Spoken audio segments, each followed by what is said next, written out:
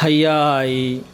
digniin culus ayaa ka timid xerada xalane ee magaalada muqdisho waxa ay soo saareen fariin xambaarsan dhiilo cabsi iyo dagaal waxa ay shaaciyeen in ammaanka caasimadda halis weyn uu ku jiro waa halbeegga wararka iyo warbixin degdeg ah oo aan ku eegi doonno fariimo digniino ah oo ka soo baxaya xerada xalane baro iyo goobo la calaameeyey oo weeraro ku soo wajahan yahay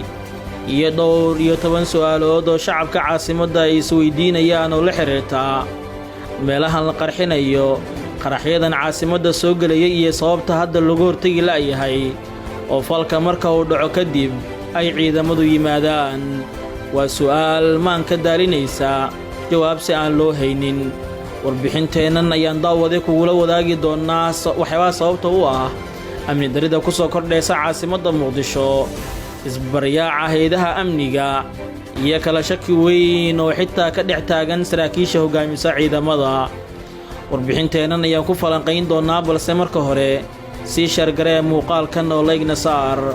kuna soo biir boggeenna Facebook ee halbeegga wararka si aad ula socoto xogaha iyo muuqaalada halkan aynu ku baahinno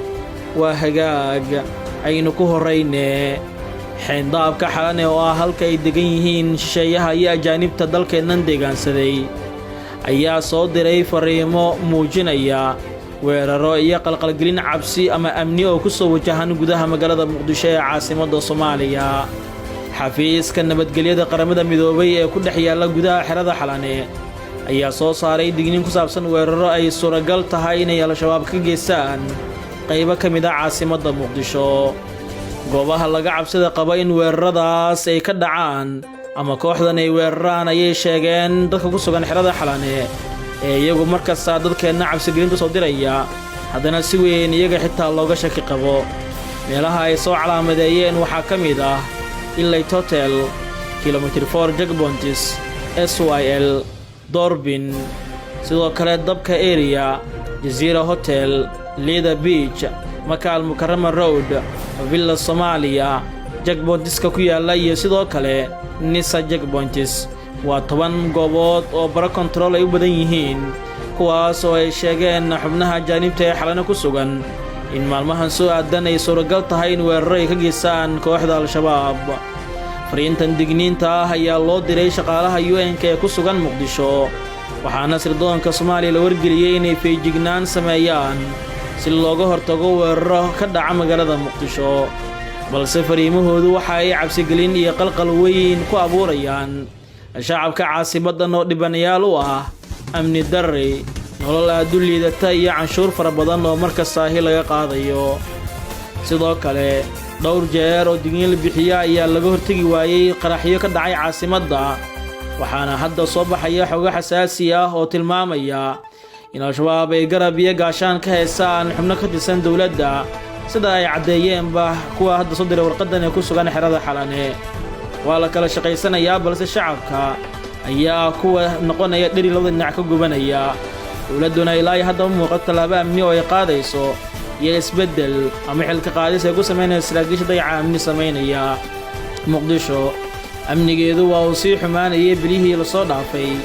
iyadoo qaraxyo iyo dilalka gaadmada ah ay aad u kordheen shabaab ayaa laba jibaaray 3 bil ee la soo dhaafay weerarada ay ku qaadayaan dadka waxgalka ah ee gudaha muqdisho iyo deegaanada ku dhow isla markaana waxay dadka qaar sheegeen in shaarka dawladda ay isticmaalaan dilka odayaal dhaqameed wax ka soo xulay xildhibaanada baarlamaanka Soomaaliya dad loo beegsaday inay diideen bixinta lacago shabaab ay soo weydiiseen shaqaale dawladeed iyo dad rayid ah oo ku dhintay qaraxyo ka dhacay goobo ay ku sugnaayeen ayaa ka mid ah dhibaatooyinkii amni darri ee ka dhacay caasimadda bilihii la soo dhaafay iyo deegaanada kale ee dalka laamaha amniga dawladda Soomaaliya waxay sheegeen inay wadaan howlgallo amniga lagu xaqiijinayo haddana waxaa halkoodii ka sii socda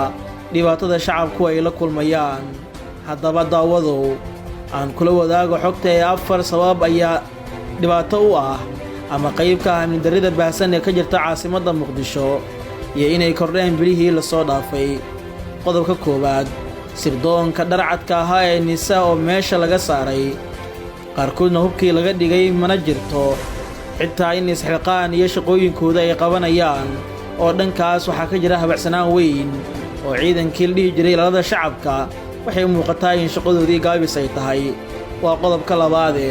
taliskii hore ee Fahad Yaasiin waxay ku faaneen inay amniga xaqiijiyeen oo dharaca tiro badan magaalada ku daadiyeen ayna adkaatay in qof bisolad loola soo baxo kadibna la dilo oo qofkii wax dilay baxsado iyadoo ay heli jireen macluumaadka shabaab dhexdooda balse hadda ma jirto ayaa lagu sababaynayaa arrimahan inay qayb ka tahay inay kordhaan amni darrada caasimadda. midka saddexaad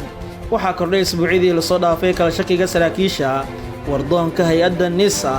waana midda sababtay inay al-shabaab ka faa'iidaystaan dayacaaddaasi la sameeyey. iyo midda afraad oo ah qorshe amni oo aysan la iman dowladda hadda jirta